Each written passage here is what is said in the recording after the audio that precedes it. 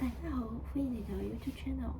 我 channel 主要係介紹小朋友嘅玩具同埋一啲育兒嘅書籍。如果大家感興趣嘅話，就繼續睇落去咯。今日我想介紹嘅係呢個喺12蚊店買嘅玩具。咁呢個玩具呢，佢好適合鍛鍊小朋友嘅小手肌。佢製作好簡單，就只需要照住呢張圖紙。佢正面話俾你知係咩嘢嘅，反面就係步驟啦。跟住呢啲步驟1、2、3咁樣砌，然之後將啲螺絲擰上去就得㗎啦。咁啲螺絲咧好容易拆開嘅，只需要用手指咁樣輕輕一旋轉就可以拆開㗎啦。咁對小朋友嚟講咧，如果佢力氣稍微大啲，小朋友自己都可以做到。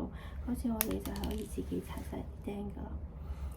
但係呢個位置會有啲尖尖，好可能會吉手。如果你唔放心，最好就係大人睇住去做啦。但係第一次我買翻嚟嘅玩具咧，我哋自己揀咗呢個啦，然之後佢就自己將嗰啲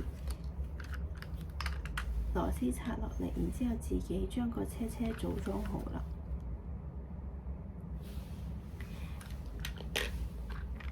咁我哋喺到整呢個玩具嘅時候咧，我哋就需要將個螺絲刀撳翻喺呢個釘度，然之後旋轉啦。因為佢嘅 size 咧做到啱啱好小朋友嘅 size，佢比較圓碌碌又肥嘟嘟啦，所以小朋友好容易就可以旋轉到佢，然之後輕易將呢個螺絲擰到個玩具當中，就增加咗小朋友嘅自信心咯，亦都鍛鍊到小朋友嘅小手肌嘅喎。佢做呢個車車咧需要睇圖紙，所以都可以鍛鍊到小朋友如何睇圖紙嘅一啲能力。上面會有一啲步驟，好似砌呢個嘅時候就會有少少難度啦。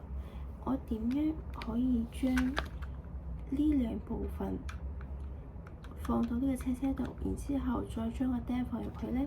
一開始我女咧貪方便冇睇圖紙，佢就直接將嗰個釘咧先扣咗上去，然之後再冚蓋嘅。但係咁樣嘅話 size 係對唔準嘅，係做唔到嘅。所以都係要睇翻圖紙，咁樣就可以話翻俾小朋友知。有時咧，我哋做嘢係要細心啲，俾多啲耐性去做呢件事情。咁我哋做好呢啲車車咧，我哋其實可以配埋 LEGO 一齊玩嘅喎。